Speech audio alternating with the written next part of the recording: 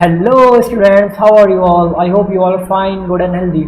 So from today we are going to start our course of ICSC Maths class 10th which start from chapter 4 linear inequations. ठीक है कि जो है हम लोग को आज से हम लोग अपना जो है सिलेबस स्टार्ट करने वाले हैं क्लास 10 ICSC बोर्ड का, ठीक, बोर्ड के लिए, ठीक। और उसका पहला चैप्टर हम लोग पढ़ाने जा रहे हैं चैप्टर 4 लीनियर इनिक्वेशन। तो देखते हैं कि क्या होता है और हम लोग इसमें कैसे कैसे कैसे क्वेश्चन सॉल्व करेंगे, कैसे कैसे हम लोग इसमें अप्रोच लगाएंगे और कैसे ये चैप्टर हम लोग आगे प्रोसीड करते हैं, ठीक है। तो आई होप कि आप हमारे साथ जो ये सीरीज अब शुरू कर रहे हैं, अब से हम लोग सिलेबस स्टार्ट कर रहा है, ठीक है। तो इसको देखेंगे, सपोर्ट करेंगे, ठीक। तो चलिए बिना टाइम वेस्ट करे स्टार्ट करते हैं। तो चैप्टर 4 लीनियर इनिक्वेशंस क्या कहता है? सबसे पहली चीज़, लीनियर इनिक्वेशंस होता क्या है? तो जैसा कि आपने सुना भी होगा लीनियर इक्वेशन इन टू वेरिएबल या फिर pair of linear equation two variable. इस पिछली वाली वीडियोस में भी हम कुछ बात कर रहे थे इसके बारे में, ठीक है। लेकिन वो क्या था? वो था लीनियर इक्वेशन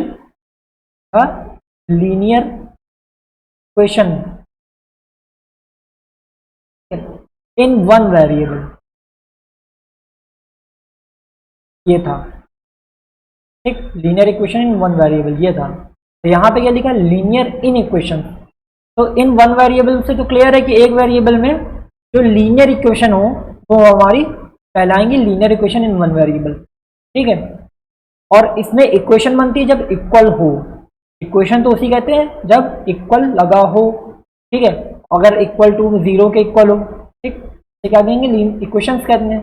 लेकिन यहाँ पे वर्ड इस्तेमाल हुआ है लीनियर इन इक्वेशन, मतलब जो इक्वेशन जो है हमारी वो लीनियर ही रहेगी, लेकिन अब वो इक्वेशन ना होकर इन इक्वेशन बन गई।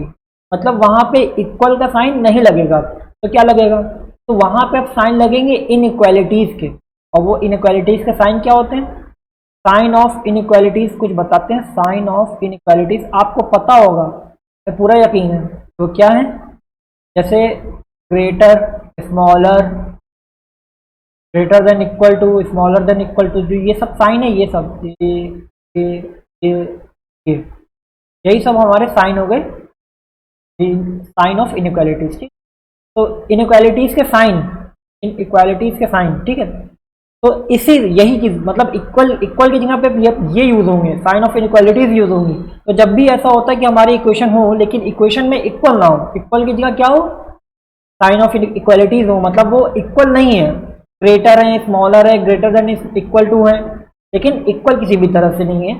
तो इसका मतलब हम उसमें क्या कहेंगे? उस टाइम पे हम लोग लीनियर इक्वेशन नहीं, लीनियर इन इक्वेशन कहेंगे। तो आप क्लियर हो गया होगा। अब बात करते हैं यहाँ पे क्या क्या चेंजेस आते हैं और कैसे कैसे होते हैं, होता क्या है, इसको और डीप में जानते हैं, ठीक। इंट्रोडक्शन पार्ट है ये वीडियो का, उसके बाद हम लोग नेक्स्ट वीडियो पे एक्सरसाइज स्टार्ट करेंगे, ठीक। तो और इंट्रोडक्शन पार्ट किसी भी चैप्टर के लिहाज से बहुत इंपॉर्टेंट होता है। तो हम रिक्वेस्ट करते हैं स्टूडेंट से कि इंट्रोडक्शन पार्ट जरूर देखें, अगर आपको समझ के पढ़ना है कि कहाँ कैसे क्या हो रहा है, ठीक। बाकी अगर आपको जो है एग्जाम के लिहाज से बस पास होने के लिए पढ़ना है या फिर जो है निकालना, तो ये वीडियो आपके लिए नहीं है। आप डायरेक्ट जो है फिर एक्सरसाइजेस पे जंप कर सकते हैं, ठीक। देखते हैं क्या है inequalities among real number. Inequalities among real number क्या है? मतलब कि जो रियल नंबर्स के बीच में जो इनइक्वालिटीज होती है उसके बारे में बात करेंगे। तो यहाँ पे मान लिया गया कि let A B any real number, ठीक है। ए भी कोई रियल नंबर हो गए और ए इज लेस देन बी, कह रहा है ए लेस देन बी है, रिटन एज, तो हम लोग ऐसे लिखेंगे ना कि ए लेस देन बी है तो ए स्मॉलर देन बी, ऐसे लिखेंगे, ठीक है। ये लिख लिया हम लोग। इफ एंड ओनली इफ, और ये तभी पॉसिबल है जब बी माइनस ए क्या दे हमें? पॉजिटिव। क्योंकि अगर ए बी से स्मॉलर है इसका मतलब बी बड़ा, और जब बी बड़ा है तो बी में से जब ए माइनस होगा जाहिर सी बात है वो पॉजिटिव आंसर देगा कि नहीं देगा, है कि नहीं। तो इसका कुछ एग्जाम्पल भी दिखा दिया गया, यहाँ पे देख सकते हैं आप कि 2 7 से स्मॉलर है, ठीक है। तो फिर क्या करें हम लोग? जो अब यहाँ पे अगर इसको कंपेयर करें इससे, ए स्मॉलर देन बी से कंपेयर करें 2 स्मॉलर देन 7 को, तो फिर उसने क्या किया था बाद में? बी माइनस ए पॉजिटिव होना चाहिए। और आप देख सकते हैं ये बी की वैल्यू हो गई और ये ए की वैल्यू हो गई, और बी माइनस ए करेंगे मतलब 7 माइनस 2, तो हम लोग का क्या आएगा? सही, 5 आएगा ना। तो ये पॉजिटिव ही तो हुआ ना। ये जो उसने पहली बात की वो एग्जाम्पल के थ्रू उसने प्रूफ करवा दी, समझा दी, ठीक। जैसे यहाँ पे देख सकते हैं 2/3 और 4/5। तो पहले हम लोग इसको लिखते हैं 2/3 और 4/5। अब इसमें वो कह रहा है 4/5 बड़ा है, ठीक है। अब क्या है बड़ा, तो हम लोग देखते कैसे बड़ा है। तो हमने बेस सेम कर लिया, डिनोमिनेटर सेम कर रहे हैं। डिनोमिनेटर सेम करने से क्लियर हो जाएगा ना कि न्यूमरेटर किसका बड़ा है किसका छोटा है। जिसका बड़ा न्यूमरेटर वो नंबर बड़ा। आई होप क्लियर होगा आपको। तो हमने क्या करा, 5 से मल्टीप्लाई करा 3 को, और 5 से 3 को मल्टीप्लाई करा 5 से। ठीक है, 5 3 से 15, 5 से दोनों जो है हो जाएंगे। अब ऊपर भी तो चेंजेस होंगे, 5 2 से मल्टीप्लाई होगा तो 10/15 आएगा, और यहाँ पे क्या आएगा 12/15। अब आप देख सकते हैं 10/15 और 12/15। अब डिनोमिनेटर सेम है तो हमें न्यूमरेटर देखना है किसका बड़ा है। तो न्यूमरेटर 12 का बड़ा है, इसका मतलब ये रेशनल नंबर बड़ा होगा। ठीक है, अब हम लोग सब्ट्रैक्ट करके देखते हैं। तो 12/15 माइनस 10/15 माइनस करा तो क्या आएगा, 12 में से 10 गया, 2/15 आया। तो ये पॉजिटिव का आएगा कि नहीं आएगा, पॉजिटिव का आया। तो इससे हम लोग का जो पहला पॉइंट है वो प्रूव हो गया।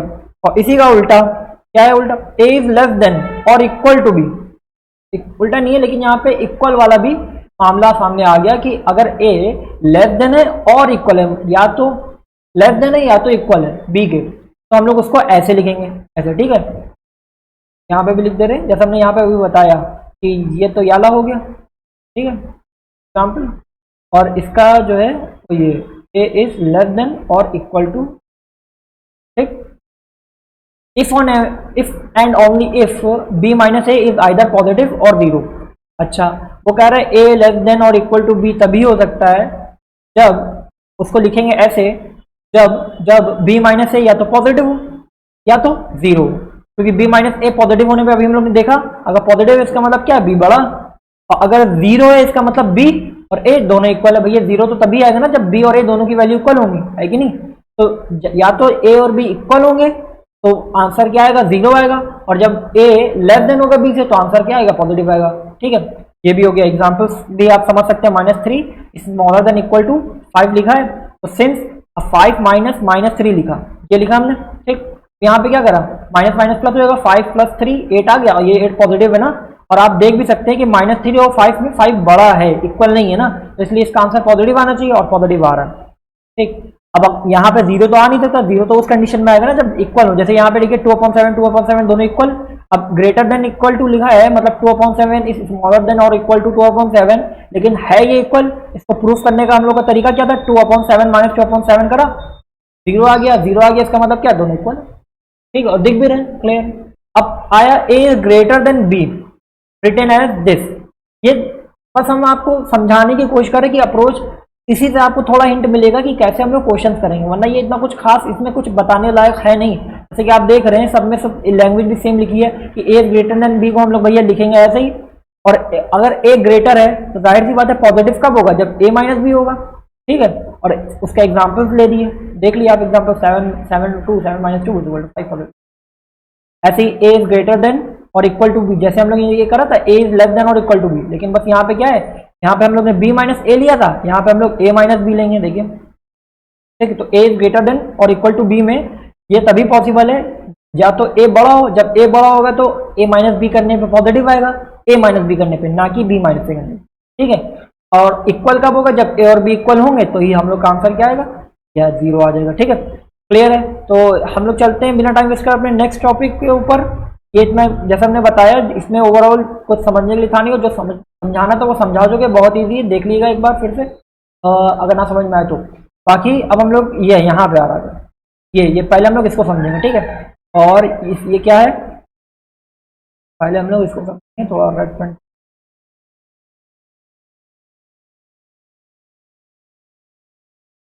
तो ये हम लोग का सेकंड, पहले इसको करेंगे फिर इसके बाद इसको समझेंगे। ठीक, तो सेकंड वाला क्या है, ज्योमेट्रिकली। अब जो हमने आपको इससे प्रीवियस स्लाइड में बताया उसका ज्योमेट्रिकली हम आपको बताएंगे कि कैसे हम लोग ग्राफ में पुट करेंगे या फिर कैसे नंबर लाइन में पुट करेंगे। ठीक है, तो यहाँ पे देखिए वो कह रहा है कि ए बी को हमने पॉइंट सेलेक्ट कर लिए नंबर लाइन पे, जो रिप्रेजेंट कर रही है नंबर लाइन को, एक लाइन जो नंबर लाइन को रिप्रेजेंट कर रही है, उस नंबर लाइन पे हम लोग ने ए बी पॉइंट पुट कर दिया, और जो है फिर ए बी रिस्पेक्टिवली। ठीक, और वो नंबर्स क्या है, ए और बी हैं। तो ए स्मॉलर देन बी, अगर ए बी से छोटा है, अगर ए बी से छोटा है तो जाहिर सी बात है बी बड़ा, तो वो राइट हैंड साइड में होगा, और जो छोटा होता है वो लेफ्ट हैंड साइड में होता है। नंबर लाइन कैसे होती है, ये देखिए, नंबर लाइन अगर बनाए हम, बड़ी सी लाइन खींची, के बीच में जीरो होता है, इस साइड होते हैं पॉजिटिव इंटीजर, ठीक है, साइड होते हैं नेगेटिव इंटीजर, ठीक है। और यहाँ पे हम लोग जब भी इधर मूव करेंगे नंबर लाइन के, तो जो है नंबर क्या होगा, नंबर क्या होगा, बड़ा हो जाएगा ना, नंबर बिकम ग्रेटर, ठीक है। तो जब भी हम लोग इस साइड मूव करेंगे इस साइड, तो नंबर बड़ा होता है। ऐसे यहाँ पे जब ऐसी बात है तो हम लोग नंबर लाइन पर रिप्रेजेंट करेंगे छोटे वाले नंबर को पीछे, क्योंकि छोटा नंबर तो पीछे ही होगा, और जो बड़ा नंबर होगा वो अगर उसके कंपेयर में वो बड़ा है तो जाहिर सी बात है वो उसके आगे होगा ना। तो ए इज स्मॉलर देन बी बता रहे थे यहाँ पे, इसका मतलब क्या है, बी ए से बड़ा। तो इसका मतलब नंबर लाइन जब हम लोग बनाएंगे तो ए जो है लेफ्ट हैंड साइड में होगा और बी ए के राइट हैंड साइड में होगा हमेशा। तो वही लिखा है, if A is smaller than B if and only if the point A is toward the left of the B. जब जो है ए पॉइंट कहाँ हो, बी पॉइंट के लेफ्ट में हो, लेफ्ट में देखिए, तो मतलब क्या है कि ए जो है बी से छोटा है। ऐसे ही अगर इक्वल की बात करी जाए तो पहले यहाँ तक कि तो वो फॉलो करेगा, मतलब ग्राफ तो ऐसे ही बनाएंगे, लेकिन जब इक्वल वाली कंडीशन यहाँ पे बता दिया गया है कि इफ एंड देखिए A smaller than equal to B है, if and only if either the point A is toward left of the B, ये तो पुराना ऊपर की तरह हो गया, ठीक, कि अगर स्मॉलर है तो जाहिर सी बात है वो लेफ्ट हैंड साइड में होगा बी के ए पॉइंट, ठीक। और अगर इक्वल है तो वो एक ही पॉइंट पे, क्योंकि इक्वल है तो पोजीशन इक्वल तो दोनों पॉइंट एक ही होंगे ना, तो ए कॉन्साइड करेगा इसके साथ बी के साथ, ये दूसरा पॉइंट हो गया, ठीक है, एक और दूसरा पॉइंट हो गया। अब ए इज ग्रेटर देन बी, अगर ए बी से बड़ा है, अब जाहिर सी बात है अगर ए बी से बड़ा है तो वो बी के राइट हैंड साइड में होगा ना।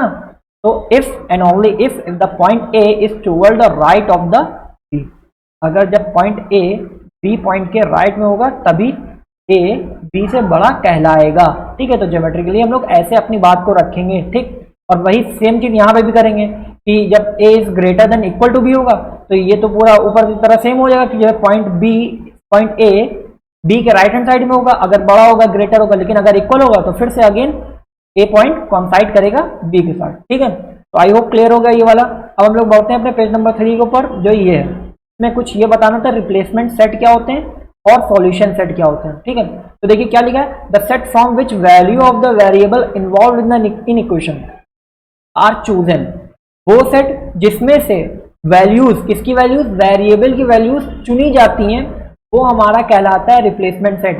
मतलब हम लोग का समझ लिया आपने, अगर सेट चैप्टर पढ़ा होगा क्लास 8 में तो उसमें पेरेंट सेट और यूनिवर्सल सेट वगैरह होते हैं, तो रिप्लेसमेंट सेट कुछ इसी तरह का होता है कि उसमें वेरिएबल की कई वैल्यूज होती हैं, ठीक है। लेकिन अब कई वैल्यूज तो है वेरिएबल की, लेकिन जो उस इक्वेशन को, उस इनइक्वालिटीज को सेटिस्फाई करेगा, है कि नहीं, जो उस इन इक्वेशन को सेटिस्फाई करेगा वही तो उसका आंसर होगा, उस वेरिएबल की वही तो वैल्यूज होगी जो हम लोग सेट में लिखेंगे। तो जो पेरेंट सेट होता है, जो यूनिवर्सल सेट होता है, उसके अकॉर्डिंग, उस क्वेश्चन के अकॉर्डिंग जो बहुत एक सारी वैल्यूज दे दी गई, कुछ एक्स्ट्रा वैल्यूज कि जो आंसर नहीं भी हो सकती वो भी दे दी गई।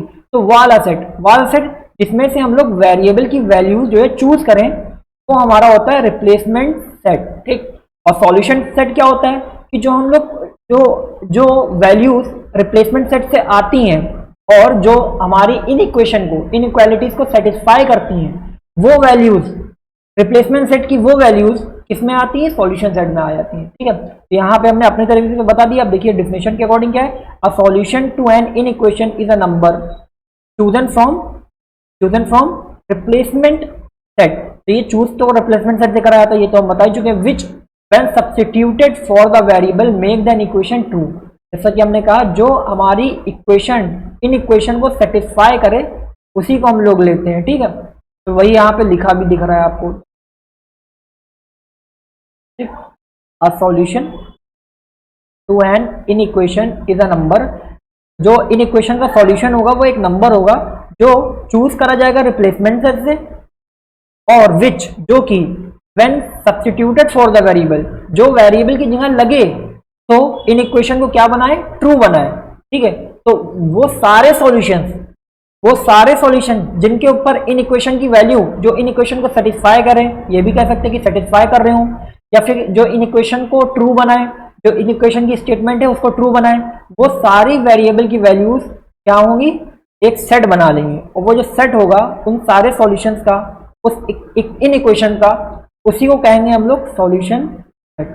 आई होप क्लियर होगा एक बार। तो यहाँ पे उसके नीचे उसका एग्जाम्पल भी दे रखा है कुछ। फॉर एग्जाम्पल कंसिडर इक्वेशन, ये हमारी इक्वेशन बता दी गई कि x इज स्मॉलर देन 4, ये इक्वेशन है, ठीक है। और रिप्लेसमेंट सेट हमारा ये दे दिया गया 1 2 3 4 5 6 7 8 9 10।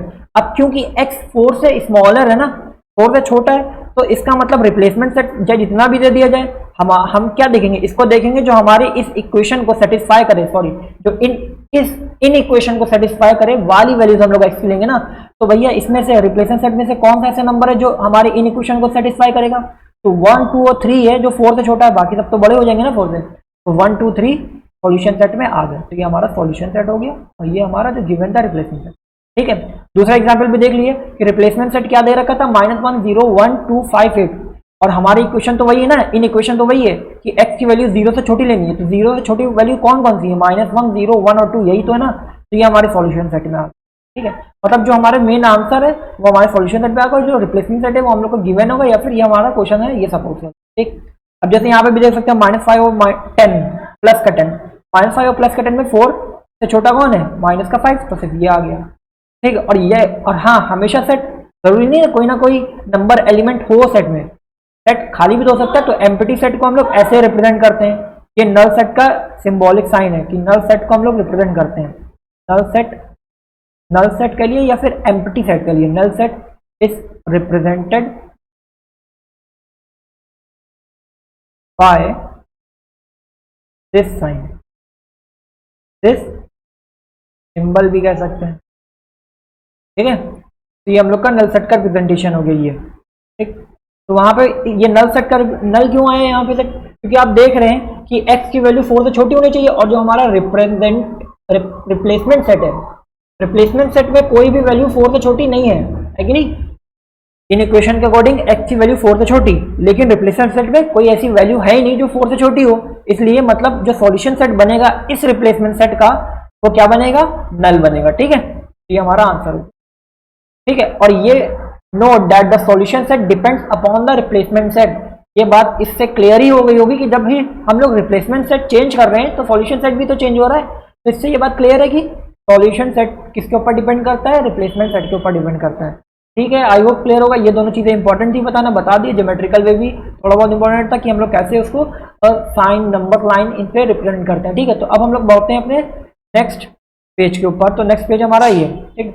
अब इसमें हम लोग क्वेश्चन सॉल्व कैसे करेंगे उसकी अप्रोच की बात करी गई है, ठीक है। कौन कौन से रूल लगेंगे, कैसे रूल लगेंगे, क्या वही पुराने वाले लगेंगे या नहीं लगेंगे। तो मोस्टली हम अगर डायरेक्टली बताएं बिना टाइम वेस्ट करें तो ये है कि मोस्ट ऑफ द केसेस में ज्यादातर हम लोग के वही सारे पुराने रूल लगना है, बस एक दो नए रूल्स आए हैं। और वो क्या है, देखिए यहाँ पे लिखा है the rules for resolving in equation are similar to those for solving linear equation. Sorry, जो रूल लगेगा सॉल्व करने के लिए इन इक्वेशन को वो सिमिलर है किसकी तरह, solving linear equation. Linear equation में जो हम लोग वो रूल्स लगाते हैं तो उसकी तरह सिमिलर है, ठीक है। एक्सेप्ट फॉर मल्टीप्लाइंग और dividing by a negative number, इसके लिए एक्सेप्शन है। मल्टीप्लाई जब हम लोग या मल्टीप्लाई करें या डिवाइड करें कोई नेगेटिव नंबर, मतलब नेगेटिव नंबर जब मल्टीप्लाई करेंगे डिवाइड करेंगे उसके अलावा सब में पुराना ही वाला रूल लगेगा। एक्सेप्शन सिर्फ मल्टीप्लिकेशन और डिवीजन में है, वो भी किसके, नेगेटिव नंबर के, पॉजिटिव नंबर के नहीं, सिर्फ नेगेटिव नंबर के, ठीक है। तो यहाँ पे लिखा भी you can do anything of the following to an equation, कुछ भी कर सकते हैं आप इक्वेशन के साथ, ऐड कर सकते हैं या सब्ट्रैक्ट कर सकते हैं किसी भी नंबर को किसी भी एक्सप्रेशन में, बोथ साइड, ठीक है। एनी नंबर, कोई भी नंबर या एक्सप्रेशन आप ट्रांसपोज, मतलब ट्रांसपोज का मतलब from one side of an equation to another side of an equation with the sign of the transpose number. मतलब ये है कि हम लोग क्या करते हैं, एक नंबर को एक इक्वेशन के इक्वल के एक साइड से दूसरी साइड लेकर जाते थे ना, तो अब यहाँ पे इक्वल तो होगी नहीं, इनइक्वालिटी के एक साइड से दूसरी साइड भी लेकर जा सकते हैं। और हम लोग उसमें कैसे लेकर जाते थे, नंबर के साइन के साथ लेकर जाते थे ना। तो यहाँ पे भी लिखा है कि with the sign of the transpose number, मतलब जो नंबर हम लोग ट्रांसपोज कर रहे हैं उसके साइन ही के साथ वो जाएगा, ठीक है। और जैसा कि यहाँ पे रूल आप जानते हैं कि चेंज क्या, पॉजिटिव किस में चेंज होता है, नेगेटिव में चेंज होता है, नेगेटिव किस में चेंज होता है, पॉजिटिव में चेंज होता है। यही रूल भी लगेगा, ठीक, वही पुराना वाला रूल। तीसरा रूल क्या है, मल्टीप्लाई और divide both side by the same positive number. आप मल्टीप्लाई और डिवाइड भी कर सकते हैं दोनों साइड, लेकिन कौन सा नंबर, पॉजिटिव नंबर होना चाहिए, ठीक है। और फिर यहाँ पे फिर से दोबारा लिख दिया गया है, इंक्लूड कर दिया गया कि हाउएवर व्हेन यू मल्टीप्लाई और divide by the same negative number, जब तुम सेम नेगेटिव नंबर से डिवाइड करोगे तो यहाँ पे तो उसने बताया था एक्सेप्शन था, लेकिन एक्सेप्शन क्या है वो देखिए कि जब हम लोग मल्टीप्लाई और डिवाइड करते हैं सेम नेगेटिव नंबर से, ठीक है, तो हम लोग का सिंबल क्या होता है, रिवर्स हो जाता है। ठीक है, जैसे अगर सिंबल ऐसे बना है फॉर एग्जांपल, यहाँ पे सिंबल अगर आपका ऐसे है, ऐसे, तो अगर आप माइनस का साइन का नंबर, माइनस के सिंबल वाला नंबर मल्टीप्लाई या डिवाइड कर रहे हैं तो वो इसमें कन्वर्ट हो जाएगा।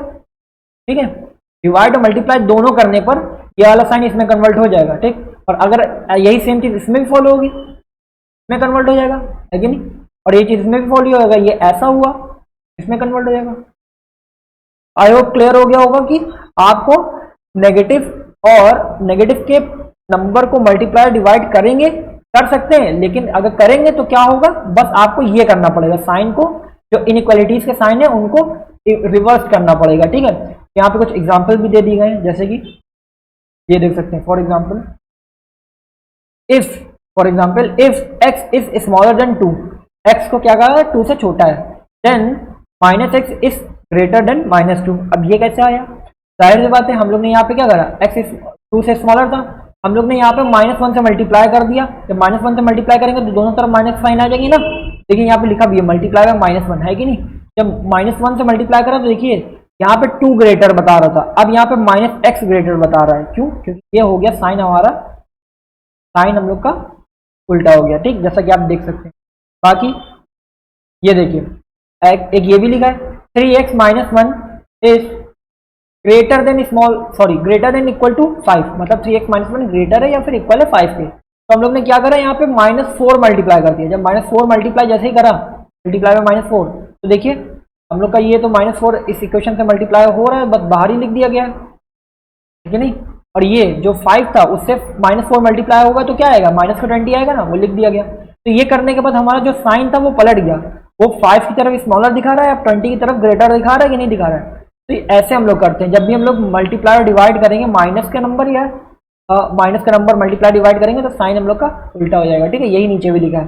ठीक, तो ये भी क्लियर होगा कैसे हम लोग सॉल्व करेंगे लीनियर इन इक्वेशंस को जो कि 1 वेरिएबल में होंगे। ठीक है, अब प्रोसीजर है सॉल्व करने का, कैसे हम लोग लीनियर इक्वेशन को 1 वेरिएबल की लीनियर इक्वेशन को सॉल्व करेंगे इन इक्वेशन को। ठीक, simply both side by removing groups of symbols and collecting like terms.